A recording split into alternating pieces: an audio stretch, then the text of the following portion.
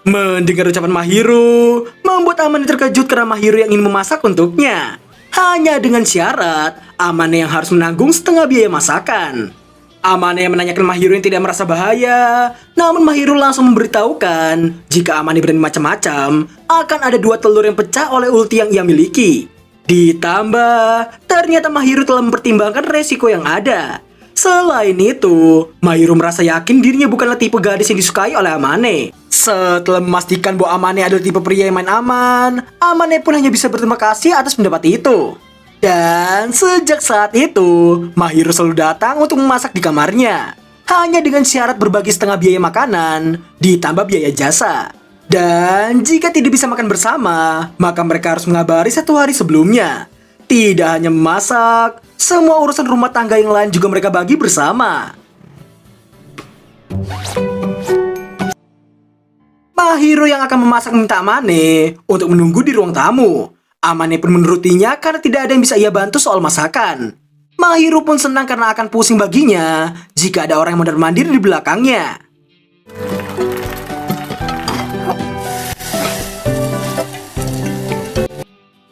Amane memperhatikan Mahiru, membuatnya merasa seperti telah menikahi seorang waifu.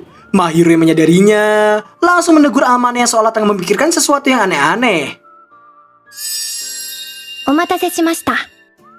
Amane terlihat sangat terkejut karena melihat hidangan yang nampak sangat enak di hadapan itu. Setelah dimakan, Amane memuji masakan itu. Hal tersebut membuat Mahiru nampak sangat bahagia mendengarnya. Mahiru nampak sangat terkejut melihat betapa lahapnya Amane dalam menyantap masakannya.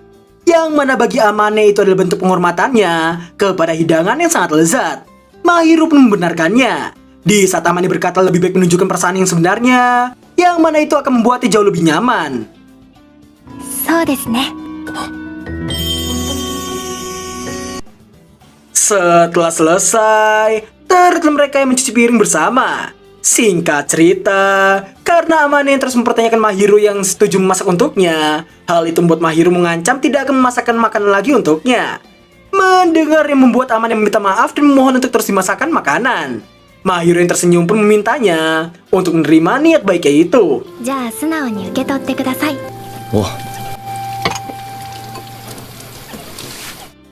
Scene berlanjut memperlihatkan ujian yang telah berakhir. Setelahnya, Itsuki nampak menghampiri Amane untuk menanyakan perihal ujian tadi. Meski Amane berkata tidak baik dan juga tidak buruk, hal itu membuat Itsuki menyinggung Amane yang selalu berada di peringkat 30 besar. Sedatangnya pacar Itsuki yang bernama Shirakawa Chitose, karena kedua sahabat itu yang bermesraan di hadapannya, membuat Amane mengatai mereka. Namun Itsuki memberitahukan mengelus kepala pacar yang sangat kawaii adalah hal yang sangat wajar. Amane yang tidak memiliki pacar pun tidak paham dengan hal tersebut. Setelah beberapa obrolan dengan mereka, Shin berpindah di rumah. Di saat Amane melihat betapa rajinnya Mahiru, hal itu membuatnya memuji betapa giatnya waifunya itu. 頑張らないといけませんので。 Ketika hendak kembali ke kamarnya, Amane yang melihat kartu pelajar Mahiru pun dibuat terkejut karena sesuatu. Setelah dikembalikan, Mahiru pun berterima kasih padanya. 誕生日4日後じゃねえか。 Singkat cerita, Amane yang bertanya langsung perihal barang apa yang diinginkan oleh Mahiru. Namun karena terlalu tiba-tiba, hal tersebut membuat Mahiru terkejut sekaligus heran. Setelah diberitahukan, Amane pun terkejut karena barang yang diinginkan Mahiru di luar nalar gadis SMA pada umumnya. Yang mana Mahiru memberitahukan dirinya yang ingin sebuah batu asa yang baru. Saking langkahnya tipe gadis seperti Mahiru, hal itu malah membuat Mahiru bangga karena semakin langka suatu barang, maka akan semakin mahal barang tersebut. Di sekolah, Amane terlihat menanyakan hadiah yang cocok untuk gadis pada Itsuki. Itsuki pun menyarankan untuk memberikan kebutuhan sehari-hari. Dirinya menyarankan untuk membelikan sebuah senjata pengglowing para gadis. Tidak hanya bertanya pada Itsuki, Amane juga bertanya pada Chitose.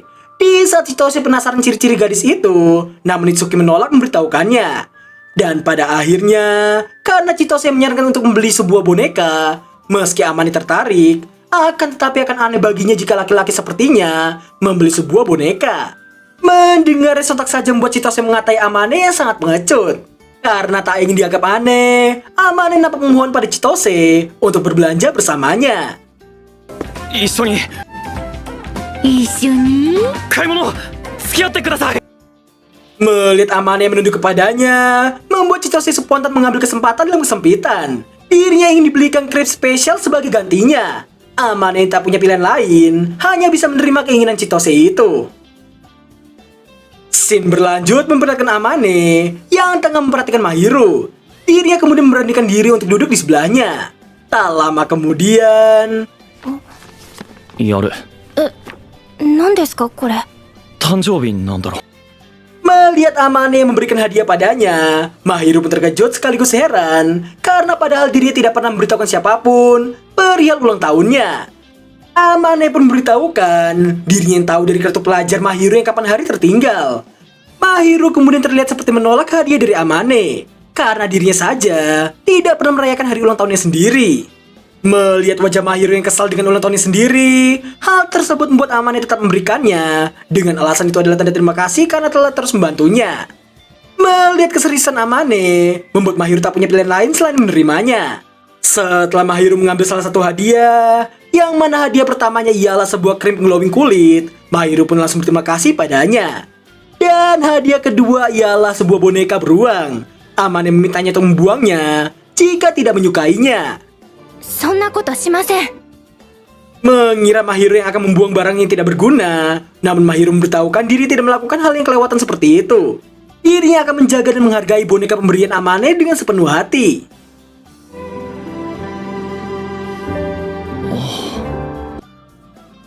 Amane merasa tergenjutsu oleh betapa kawaii Mahiru, namun untungnya dirinya masih mampu lepas dari genjutsu kawaii itu. Mahiru kemudian memberitahukan itu kali pertamanya menerima hadiah seperti itu. Amane yang terkejut pun menyinggung tentang Mahiru yang sangat populer di kalangan para pria. Namun hal itu malah membuat Mahiru marah mendengarnya. Setelah memandang singkat, Mahiru menekankan dirinya tidak pernah memberitahukan hari ulang tahunnya kepada siapapun. Itu karena Mahiru yang entah kenapa membenci hari ulang tahunnya sendiri. Selain itu, dirinya juga selalu menolak pemberian hadiah dari orang yang tidak ia kenal. Mendengar dan membuat Amane mempertanyakan alasan Mahiru yang menerima hadiah darinya. 藤宮さんは知らない人じゃないですし。可愛い彼女の頭を撫でるのは普通だろう。 Meski awalnya Amane hendak mengelus kepala Mahiru, dirinya mengurungkan niatnya itu di saat mengingat ucapan Itsuki sebelumnya. Di saat wajah Amane yang berpaling karena memerah, hal tersebut membuat Mahiru tersenyum melihatnya. ありがとうございます。藤宮さん。 Dan berakhirlah alur cerita anime Tetanggaku Adalah Malaikat episode kedua. Wah, gua mau kalian jujur, siapa di sini yang diabetes ngelihat hubungan Amane dan Mahiru? Karena jujur aja, jiwa jomblo wibu nolep akut gua terus meronta-ronta melihatnya. Meski ada banyak bagian yang membuat gua penasaran, seperti alasan Mahiru yang benci ulang tahunnya sendiri, serta ucapan dirinya harus selalu terlihat giat. Akan tetapi, itu semua harus dikesampingkan supaya tetap menjadi sebuah misteri.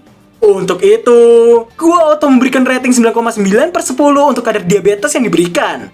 Terima kasih buat tinggal menonton video dan sampai jumpa di episode ketiga minggu depan. Bye-bye. そうですね。ありがとうございます。